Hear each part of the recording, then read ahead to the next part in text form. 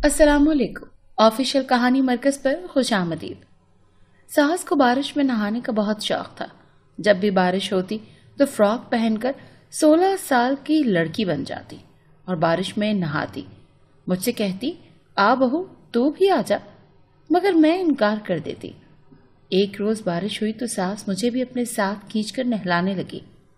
मौसम भी सुहाना था, लेकिन उस रोज मेरे तो होश उड़ गए जब थोड़ी देर बाद सास मुझे कमरे में ले गई। और फिर मेरा नाम गुल अरबाब है, मगर मेरे नसीब में फकत कांटे थे और मैं कांटों की गुल थी। हम गांव के रहने वाले लोग भी अजीब व गरीब होते हैं। हम हर चीज से या तो दक़ैनुसी बातें आखज़ करते हैं या फिर खुली फिजा की तरह सोचते हैं।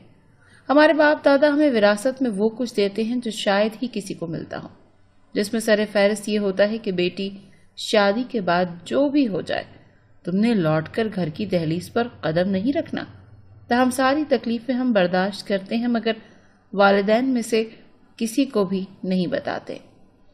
मेरी अम्मा अंधी थी, वो देख नहीं सकती थी, जबकि अब्बा साइकिलों का काम करते थे। मैं उनकी इकलौती औलाद हूँ। मैं जब अम्मा को ऐसी हालत में देखती तो अंदर ही अंदर बहुत ज्यादा कुढ़ती। मेरे बस में होता तो आज ही माँ की आंखें मैं वापस लौटा देती या माँ का किसी अच्छे से अस्पताल से इलाज करवाती। लेकिन हम गरीबों के मुकद्दर कहाँ इतने अच्छे होते हैं। हम गरीब किस्मत लेकर पैदा होते हैं और गरीब किस्मत के साथ ही कब्र में चले जाते हैं। हमारे साथ भी एक यही मामला था। अम्मा की ख्वाहिश थी कि जल्द अज जल्द मेरी शादी कर दी जाए। अब्बा भी अब बूढ़े हो चुके थे और अम्मा तो पहले ही आंखों से नहीं देख सकती थी। एक दिन साथ वाले गांव से मेरे लिए एक रिश्ता आ गया। लड़के की अम्मा ने हमारे घर की सारी सुनगुन लेना शुरू कर दी और अब्बा से कहने लगी कि मुझे आपकी लड़की बहुत पसंद है, खूबसूरत भी है, तो मैं जल्द से जल्द शादी करना चाहती हूँ, बहू को घर ले जाना चाहती हूँ। मेरे अब्बा तो ये देखकर फूले नहीं समा रहे थे कि मेरी बात पक्की हो गई है। मुझे अंदर ही अंदर एक बात परेशान कर रही थी और वो ये थी कि लड़के की अम्मा ने मुझे कुछ खास देखा भी नहीं। मेरे माँ बाप को देखा, घर के हालात देखे, और ऐसा कैसे हो सकता है कि कोई भी माँ अपने बेटे की जिंदगी का इतना जल्द फैसला कर ले। मैं भी एक जवान लड़की थी, तो शादी के नाम पर मेरे एहसासात भी जागना शुरू हो गए। मैं अंदर ही अंदर अपने होने वाले शौहर से हम कलाम थी। मुझे लगता था कि अब मेरी जिंदगी बदल जाएगी और मैं भी उन परियों की तरह जिंदगी बसर करूंगी जिनको तसव्वुर में सोचती थी। लेकिन हम गरीबों की जिंदगियों में ये सब नापैद है। मेरी शादी का वो हिसाब हुआ जैसे चट मंगनी पट गया और मैं अपने ससुराल आ गई। इधर मेरा अच्छे से इस्तकबाल किया गया।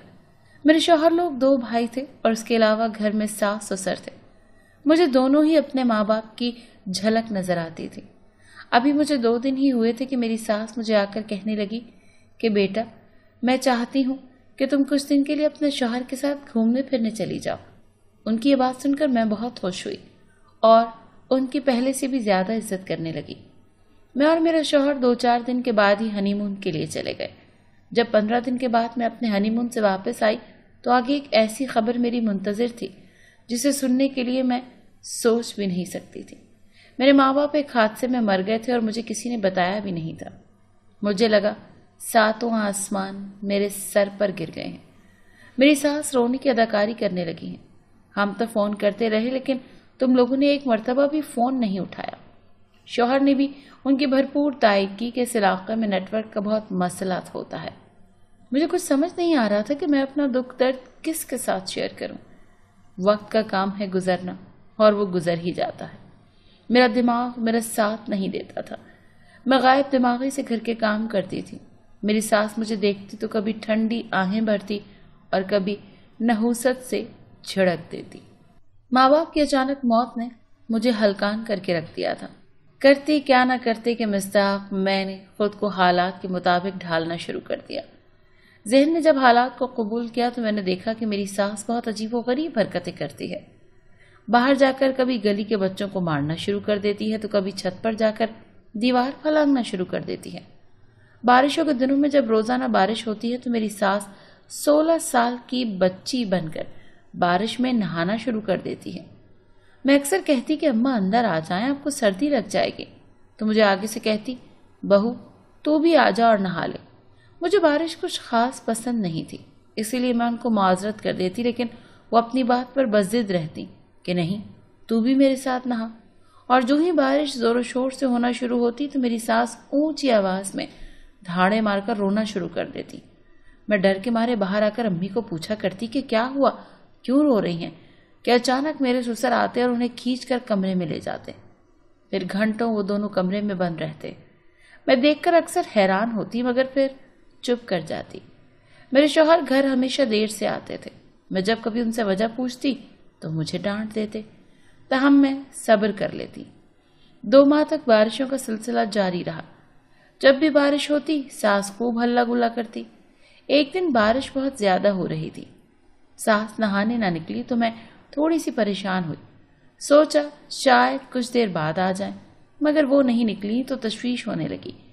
جا کر ساس کے کمرے میں دیکھا تو وہ بیڈ پر ادموئی پڑی تھی۔ امی کو شدید بخار ہو رہا تھا۔ مجھے اپنے سسر پر حیرت ہو رہی تھی کہ کم از کم مجھے بتا ہی دیتے۔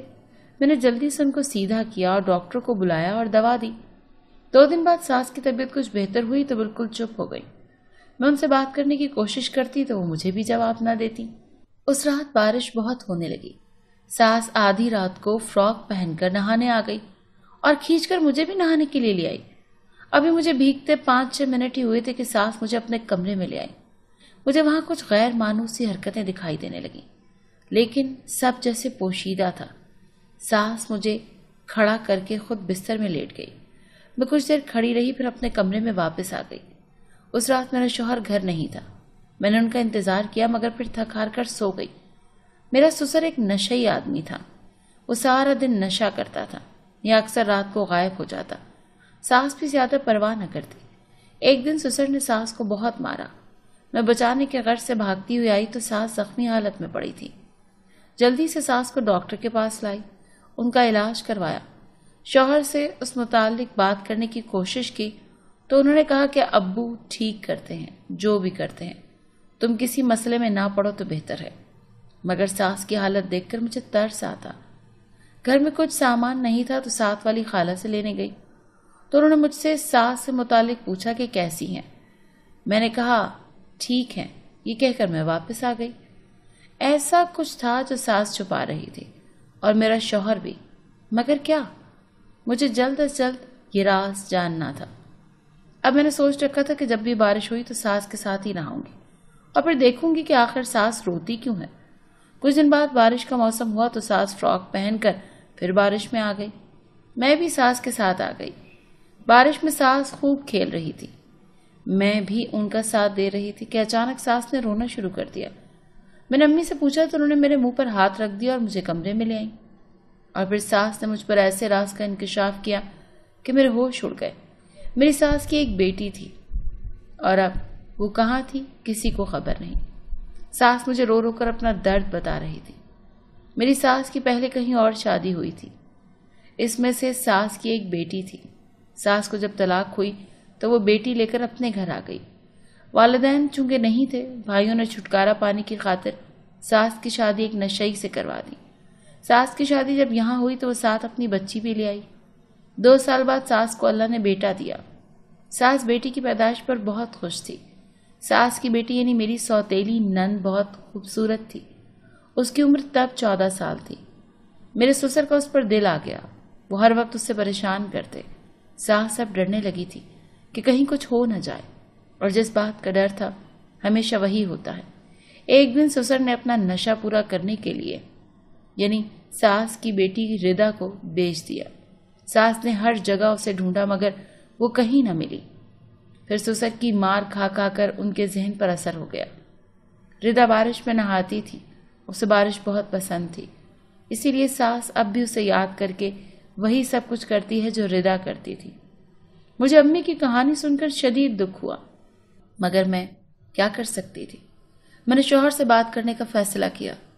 اس دن مجھے خبر ملی کہ میں ماں بننے والی ہوں۔ یہ خبر شوہر کو پتہ چلی تو انہوں نے بچہ گرانے کا کہا۔ میں یہ سنتے ہی خوف سے کانپ اٹھی۔ مجھے اپنے بچے کی حفاظت کرنی تھی۔ مجھے لگا جیسے میں بھی اپنی ساس کا ہی عکس ہوں۔ میں نے محلے کی 2-4 عورتوں سے بات کر کے سسر کے خلاف شکایت درج کروائی، کیونکہ میرا سسر ایک رنگین مزاج آدمی تھا۔ وہ کتنی ہی لڑکیوں کی عصمت خراب کر چکا تھا، مگر میں اس بات سے ناواقف تھی کہ میرا شوہر میرے ساتھ کچھ ایسا کرے گا۔ ساس کو میں نے اچھے سے اسپتال میں دکھایا اور وہاں سے علاج شروع کروایا۔ سسر کو پولیس ساتھ لے گئی۔ انہوں نے ردا سے متعلق بھی سسر سے پوچھا تو انہوں نے کچھ معلومات دی جس پر تحقیق ہونے لگی۔ اس کے بعد میرے شوہر نے میرے ساتھ، مجھے لگا ساتوں آسمان میرے سر پر آن گرے۔ شوہر نے گھر آتے ہی مجھے طلاق دے دی اور گھر سے نکال دیا۔ وہ کسی اور سے محبت کرتے تھے، انہوں نے اس سے شادی کر لی۔ میں ساس کو اکیلا نہیں چھوڑنا چاہتی تھی، اسی لیے ساس کو لے کر ایک کرائے کے گھر میں آ گئی۔ وہیں میں نے ایک بیٹے کو جنم دیا۔ 3 سال بعد میری ساس خاموشی سے ہمیں چھوڑ کر چلی گئی۔ مجھے ان کے جانے کا بے حد دکھ ہوا کیونکہ میری ماں کے بعد وہی میرا سہارا تھی۔ میں نہیں جانتی تھی کہ میرا شوہر اب کہاں ہے، کس کے ساتھ ہے، نہ ہی میرا کبھی ان سے رابطہ ہوا تھا۔ لوگوں کے گھروں میں کام کر کے حسن کی پرورش کی، بیٹے کی طرف دیکھتی تو بہت رونا آتا۔ میرے شوہر نے مجھے طلاق دی تھی مگر میری طلاق نہیں ہوئی تھی کیونکہ میں ماں بننے والی تھی۔ شوہر کا اتنے عرصے میں کوئی پتہ نہیں ہے کہ وہ کدھر ہے، کس حال میں ہے۔ میں اکثر رات کو روتی تو میرا بیٹا حسن مجھے چپ کرواتا، کہتا امی آپ فکر نہ کریں، میں سب دیکھ لوں گا۔ میں اس سے لپٹ کر بہت روتی اور گزرے ایام یاد کرتی کہ کیسے ماں باپ اچانک چلے گئے، پھر شوہر نے بھی طلاق دے دی۔ اگر حسن نہ ہوتا تو میرا کیا بنتا؟ ایک پل کو میں یہ سوچ کر کانپ جاتی۔ اگر شوہر کی بات مان کر بچہ گرا دیتی تو آج میں بھری دنیا میں تنہا ہوتی۔ حسن بہت حساس طبیعت کا مالک تھا، وہ میرا بے حد خیال رکھتا تھا۔ کم عمری میں ہی اس نے مجھ سے کام چھڑوا دیا۔ پڑھائی کے ساتھ ساتھ وہ بچوں کو پڑھاتا۔ شوہر نے کبھی رابطہ نہ کیا تھا اور نہ ہی اسے کرنا تھا۔ میں اللہ کا شکر ادا کرتی ہوں کہ اس نے بڑھاپے کا سہارا دے دیا۔ جی ناظرین، آج کی کہانی کیسی لگی آپ کو؟ کہانی پسند آئی ہو تو لائک کریں اور کامنٹ کر کے اپنی رائے کا اظہار ضرور کریں۔